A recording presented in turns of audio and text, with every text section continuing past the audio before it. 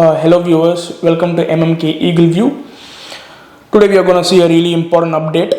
This is mainly based on the fifth annual 2+2 Ministerial Dialogues between the United States and India that happened very recently. So we are going to see how this is important from a geopolitical perspective and how it's going to affect Indians as well. We'll go to the video right now. So let me just give you a brief introduction of this. On 10th of November 2023, India had the 2+2 ministerial dialogue with the United States. This is the fifth annual ministerial dialogue that's been happening. This started from the year 2018 and this is the fifth year. In the due course of time, I'll just explain you why this fifth annual dialogue is really important compared to the rest of the previous four dialogues that we had. So as the word says, 2+2 ministerial dialogue, we have two defense ministers and two external affairs ministers. That is our external affairs minister Dr. S. Jaishankar, our defense minister Rajnath Singh, their secretary of state Antony Blinken, and their secretary of defense Lloyd Austin. All these four people are the main participants in this dialogue, and they will have a lot of discussions with military perspectives that's going to happen, and a lot of changes, geopolitical changes from the diplomatic point of view.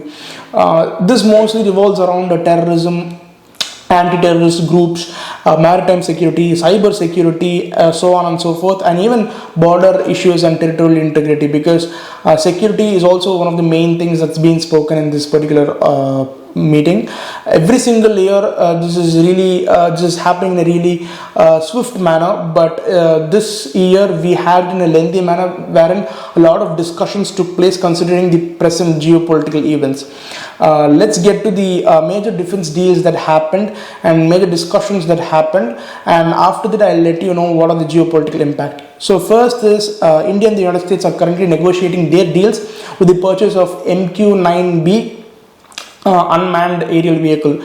We all know that UAV, the drones plays a vital role because even Major in his previous video had explained how in a recent military operation in Kashmir, drones have played a very vital role, correct? And this is a really important deal because we at present we mainly use the Israeli drones. The USA drones are equally competitive and equally really good technology and features wise. The specifications are really good. So MQ-9B negotiations are really important for us.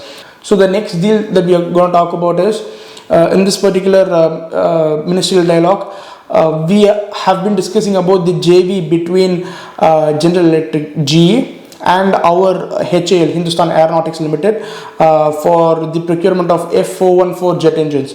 This is not just procurement, this is also manufacturing, because it's a joint venture between the two companies from India, because Make in India has been our forefront. So rather than importing F414 engine, India has always been negotiating with the United States, with the General Electrics, to have a joint venture with us to establish their factories and outputs over here in manufacturing F1414, because the engines are really competitive, because we all know Rafale jets, correct? Their engines are good. So F414 engines are equally competitive, and we are on this verge of getting this particular deal in our hands. So the reviewing and the process of this deal was spoken widely in this dialogue. The next thing is the infantry combat vehicles, because Indian Army needs a lot of upgradation, as we know, and Striker tank is part of this dialogue, because Striker tanks are really accurate and they are technologically advanced. All we have right now are some of the old Russian tanks that we use, but Striker tanks are really important for our Indian Army. So the reviewing of this deal was also taking place in the ministerial dialogue. And the next is the finalization of security of supply arrangement, SOSA. That is, it's a defense industrial ecosystem wherein an environment is provided just for the sole purpose of producing defense equipments and defense mechanisms. This deal with the United States also provides US technology or the American technologies to be manufactured within India. And the next is the review of the progress of Indus X IndusX is yet another defense industrial ecosystem which was actually launched in June 2023, but after that a lot of process has been going on in the back end. So the reviewing of or the upgradation of these industrial corridors were also discussed in the ministerial meeting as well. Apart from these things, India wholeheartedly conveyed its full and utmost involvement to become the full member of the Combined Maritime Forces (CMF). This is actually has its presence in Bahrain. So CMF is mainly for maritime securities, mainly for guarding our coasts, or even for trade and to protect international seas, because a lot of trade happens, correct? So CMF plays a vital role wherein it gives a lot of securities and protection to protect against piracy and things like that. So this deal is really important because we have another thing called critical and emerging technology, ICET or ISET. This mainly focuses on artificial intelligence, quantum technology and telecom sectors. We all know that artificial intelligence, quantum technology and telecom sectors are interlinked with the defense industries. So in this discussion, these points become quite relevant, and these are really important for defense deals between India and the United States.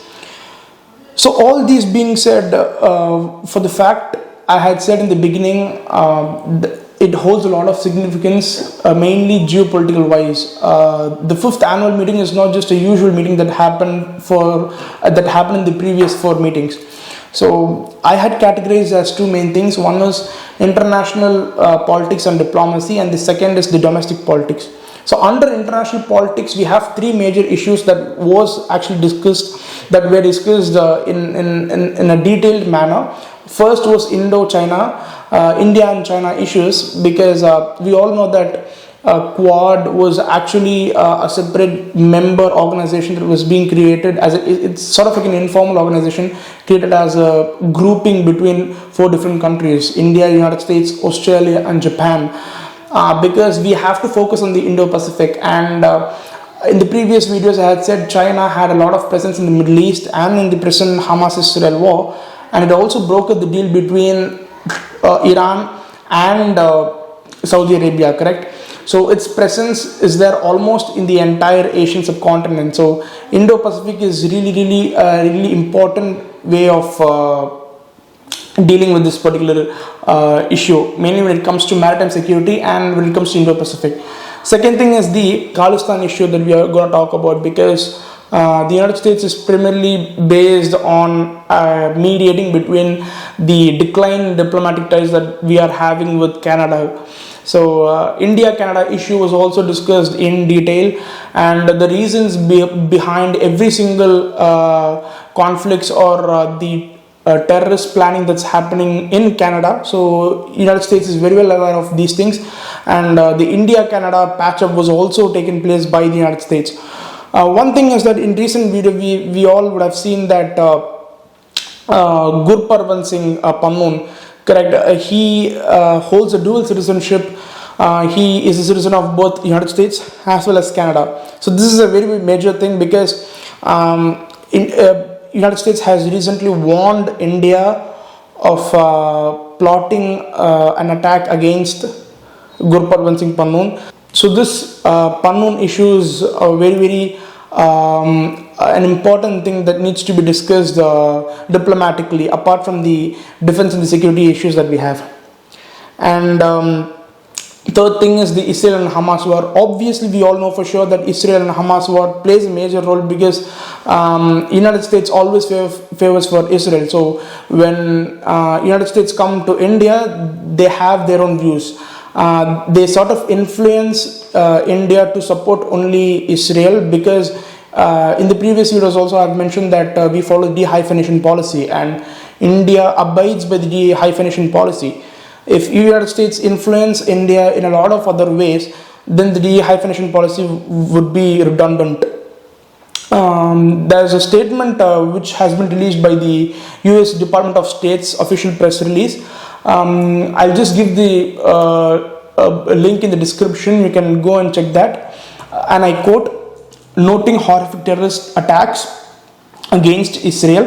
The ministers reiterated that the United States and India stand with Israel against terrorism and called for adherence to international humanitarian law, including with regard to the protection of civilians. So this states that how United States is trying to lure India towards its side in supporting Israel. There is nothing wrong, but in the diplomatic process, lobbying or influencing a country to act upon their own vision will is pretty common.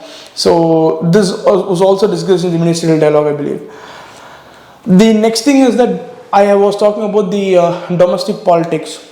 So in the next year, 2024, it's a really important year because we have two major elections, both India and the United States. In India, we have the Prime Minister's elections that are going to come up in April, May 2024. And in the United States, we are going to have the presidential elections coming in November 2024. So this is a very major deal because whatever happens in the next year, 2024, it shouldn't change the course, or it shouldn't change the plans that has been undertaken in the past 4 years. As I said, this dialogue started from the Trump administration and it's carried forward by the Biden administration. But still, if again the Republican Party comes, their course of action shouldn't affect what has been discussed in the previous dialogues.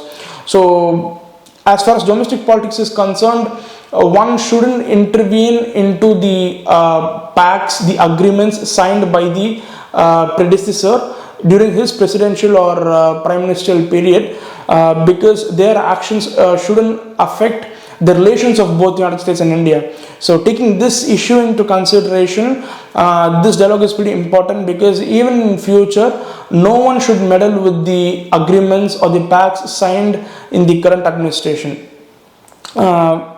So how is it going to impact Indians? So first thing is the easement of H1B visas, that is work visas. This has really been a point of concern because during Trump administration it was very stringent, and during Biden administration it was loosened. These things were actually discussed in the previous 4 dialogues as well. But in this year, we also discussed of losing out, I would say more than losing out, less restrictions on student visas, because you would have seen in the news that in recent days India has actually overtaken Chinese students in having the largest number of expat students or international students in the United States. So this is a really good news for a lot of students, but work-wise, if you see, H1B visas is still on the table. So easing out H1B visas is also a really big thing. One more thing is that one point that connects the previous point which I said, that is the domestic influence and the visa process, is that if you see the presidential candidates in the Republican Party, mostly, I would like to quote the names as well, be it Vivek Ramaswamy, Ron DeSantis, or even Doug. All these three, they are against immigrants actually.